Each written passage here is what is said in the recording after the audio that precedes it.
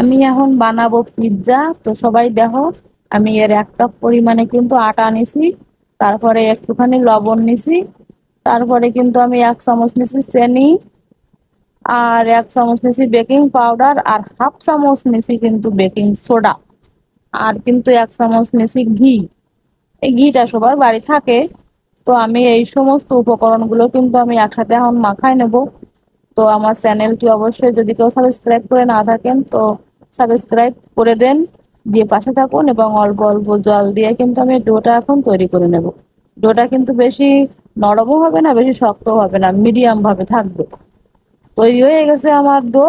এবার কিন্তু আমি এটারে এখন 1 ঘন্টার জন্য রেস্টে রাখবো, যেহেতু আমি এতে কোনো ইস্ট ব্যবহার করতেছি না, তাই একটু সময়টা একটু বেশি নেব। এই যে দিলাম ডাকিয়ে, এখন আমি 1 ঘন্টা কিন্তু পরে কিন্তু আবার এর খুলবো। এই যে 1 ঘন্টা হয়ে গেছে, দেখো আমার এই বাটিতে সব কিছু না ফুলিয়ে যেন ডবল হয়ে গেছে। তো দেখো কত সুন্দর হয়েছে, একদম সুন্দর, মানে কি বলবো, পারফেক্ট। তো আমি বাড়িতে একদম সামান্য উপকরণ যাহা রয়েছে আমার বাড়ি, এখন আমি তাই দিয়ে এখন কিন্তু পিৎজাটা সাজাই নেবো। আমার বাড়ি কিন্তু কিচ্ছু নেই, একদম কিচ্ছু নেই। তারপরে মানে খাতে ইচ্ছা করতেছে পিৎজা হঠাৎ করে। এখন কিন্তু আমি পিৎজার জন্য পিৎজা সস দিয়ে বানাচ্ছি। পিৎজা সস দেয় সব থেকে মেন। আমার বাড়ি কোনো চিলি ফ্লেক্স নেই, কিছু নেই। আমি একটা শুকনো জাল কাটিয়ে দিছি, আর 3টে রসুনের কোয়া দিয়ে দিছি, থেতোই করে দিয়ে দিছি। থেতোই দিয়ে তারপরে কিন্তু আমি একটু সস দিয়ে দিলাম। সস দিয়ে কিন্তু সুন্দর করে মাখাই আমি পিৎজা সসটা বানালাম। যেহেতু পিৎজা খাতে গেলে সস তো লাগবে, তাই সসটা কিন্তু আমার বাড়ি আনা ছিল। তোমরাও কিন্তু বাজারের থেকে নিয়ে আসিও। তো সুন্দর করে এখানে একসাথে করে নিলাম সসটা। এইবার কিন্তু ওই যে ডোটা ছিল, ওই ডোটা কিন্তু আমি সুন্দর করে থাবায় থাবায় থাবায় থাবায় বেলিয়ে বেলিয়ে কিন্তু বেলিয়ে নিতে হবে। এই যে দেখো বেলা হয়ে গেছে, এরকম পুরো করে বেলতে হবে, কিন্তু বেশি পাতলা করা যাবে না।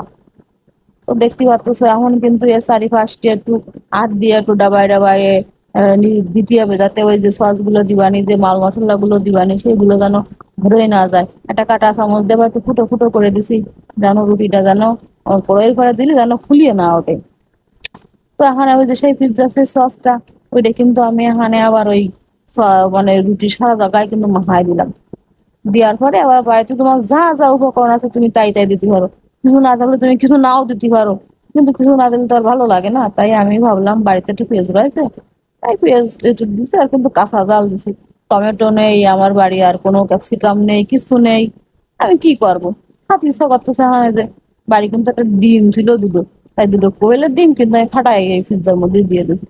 মানে ডিম দেখি কেউ পিৎজা বানায় কিনা তা কিন্তু আমি জানি না। তা আমি কিন্তু আমার ইচ্ছা হলো তাই আমি দিয়ে দিলাম। বন্ধুরা তোমরা খাইয়ে দেখে না, কিন্তু সুন্দর লাগবে না। তাই কিন্তু দুটো ডিম দিয়ে দিছি, 4টে ডিম আনিলাম, কিন্তু 4টে ডিম আমি আর দিই নেই, দুটো ডিম দিছি। আর এই ডিমে কিন্তু একটু ভাসতে গন্ধ ভালোই কিনা, তাই ভাবলাম একটু লেবু কাটিয়ে দিই। তাই একটু লেবু রস কিন্তু সারা জায়গায় আমি ছিটিয়ে গেছি, যাতে সুন্দর একটা ঘ্রাণও বেরোয়, আর ওই ডিমের রাষ্ট্রীয় গন্ধটাও যেন না ভরে। তো দেখো এখন ছিটিয়ে দিলাম। এবারে কিন্তু আমি বাড়িতেই দুধ কাটে ছানা বানাইলাম। সেই ছানা কিন্তু আমি এখানে এখানে দিয়ে দেবো। তো দেখো কত সুন্দর ছানা কাটেছি। সিস্ট টিস্ট নেই আমার বাড়ি, তা কি করবো, সিস্ট কাটতে দেয় ছানা হয়ে গেছে। তাই আমি এখন ছানা দিয়ে দিচ্ছি, খাতে দিলাম লাগে লাগবে না। তো তোমরাও বাড়িতে যা যখন যে যা উপকরণ থাকে তাই দিয়ে বানাই ফেলতে হবে একটা রেসিপি, হয়ে গেল। খাতি তো এ তো ফেলাই দেওয়া যাবে না, গোলা চলবে না, কিছু না, সব খাইয়ে ফেলতে হবে। তোমার পিৎজাটা দেখো রেডি হয়ে গেছে। আমি কিন্তু অনেক কড়াইতে দিয়ে আমি কিন্তু এই পিৎজাটা কিন্তু আমি লবণ অথবা জলে দিয়ে কিন্তু আমি সিদ্ধ করব না, আমি এটা কিন্তু ভাজি করব। এটা হবে একটা অন্যরকম ভাজি পিৎজা। তো দেখো বন্ধুরা, আমি একটা ওখানে কড়াই বসাই নিয়েছি, নিয়ে কিন্তু সামান্য পরিমাণ সরষের তেল দিছি। আমি যেহেতু সরষের তেল খাই, তাই সরষের তেল দিছি। তোমরা চাইলে তোমরা ঘিও দিতে পারো, সয়াবিন তেলও দিতে পারো, যা যার ইচ্ছা দিতে পারো, যে যে তেল খাই। এখন কিন্তু একটু তেলটা গরম হয়ে গেলে খুন্তি দিয়ে নাড়ায় ছাড়াই আমি পিৎজাটা বসাই দিচ্ছি, দিয়ে কিন্তু ঢাকা দিয়ে দিই। এবার ঢাকার ওই ছিদ্রটাও কিন্তু আটকা দিতে হবে, তা নাহলে আবার বাষ্প হয়ে ঘরেই চলে যাবে না। এখন 5 মিনিট পরে একটু উল্টে পাল্টাই দেখো যে পিৎজাটা ঠিক আছে কিনা, লেগে টেগে গেছে কিনা। তা লাগেনি, সুন্দরভাবে রয়েছে, তাই একটু নাড়ায় ছাড়াই দিয়ে আমি কিন্তু এটারে আবার ঢেকে দেবো। এইবার ঢেকে দেওয়ার পরে কিন্তু আমি আর ঠিক 15 মিনিট পরে কিন্তু এই ঢাকনাটা খুলবো, তার আগে কিন্তু আর খুলবো না। 15 মিনিট পরে, একদম 15 মিনিট পরে। এই পিৎজাটা হতে মাত্র 20 মিনিট সময় লাগবে, আমি কিন্তু ঘড়ি দেখিলাম। তোমরাও গ্যাসের আঁচটা কিন্তু মিডিয়াম থেকে একটু কম কম দিয়ে কিন্তু ভাজতে হবে, যে তাহলে পুড়িয়ে যাবে না, পুড়ে গেলে তো আবার বিপদ। তা দেখো এখন সুন্দর করে নড়াই চড়াই আমি কিন্তু তোমাকে সামনে একটু আনিয়ে দেখানোর চেষ্টা করছিলাম, কিন্তু ক্যামেরায় সম্পূর্ণ ছবি আসছে না, আমার ক্যামেরাটা মনে হয় কাছে নিয়ে হয়ে গেছে। তো যাই হোক, আমি নামানোর পরে তোমাকে দেখাবো। তো আমি এখন সুন্দর একটা প্লেটে কিন্তু পিৎজাটা এখন নামাই নেব। তো তারপরে কিন্তু সুন্দর করে কেটে কেটে যখন দেখাবো তখন তোমাকে আমি দেখাবো। তো আমি পিৎজাটা এখন নামাই নিলাম, এই যে নামাই নিয়েছি দেখো। আমি কিন্তু উপর দিয়ে আবার একটু সস দিয়ে দিছি যাতে খেতেও ভালো লাগে, দেখতেও ভালো লাগে। তো আমার পিৎজাটা সমস্ত সবজি কিন্তু সিদ্ধ হয়ে গেলে সুন্দরভাবে, আর পিৎজাটা রুটিটাও কিন্তু সুন্দরভাবে ভাজা ভাজা হইলো। উপর দিক থেকে নরম নরম ছিল, যেহেতু তেলে ভাজেছি, তাই তলের দিক থেকে হালকা একটু শক্ত শক্ত, মানে মরমর মরমর কড়মড় কড়মড় করছিল। তবে খাতে কিন্তু হেভি টেস্ট হইলো বন্ধুরা।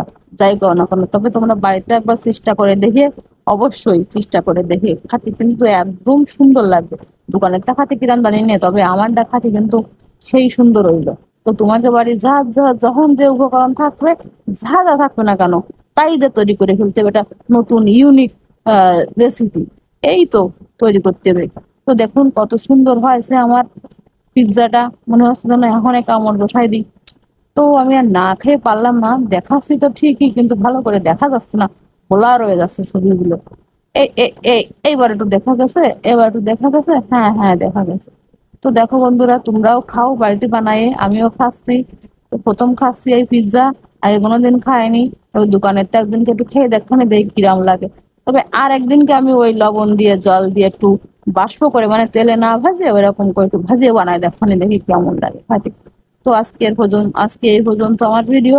তা আমার এরকম বাড়িতে যে যে যা যা উপকরণ থাকে সেই সেই সমস্ত উপকরণ দিয়ে কিন্তু আমি রান্না বান্না করি।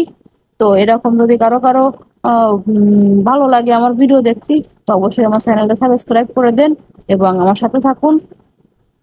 সমস্ত ভিডিও আমি এখন মানে কি বলবো, অন্য অন্যরা তো কত কিছুই দিয়ে রান্না বান্না করে, আমাদের বাড়ি অত কিছু থাকে না, সবাই সবকিছু খাতে পারে না, তাই বলে কি আর খাবো না? তো যা থাকে তাই দিয়ে তৈরি করে খাতে হবে।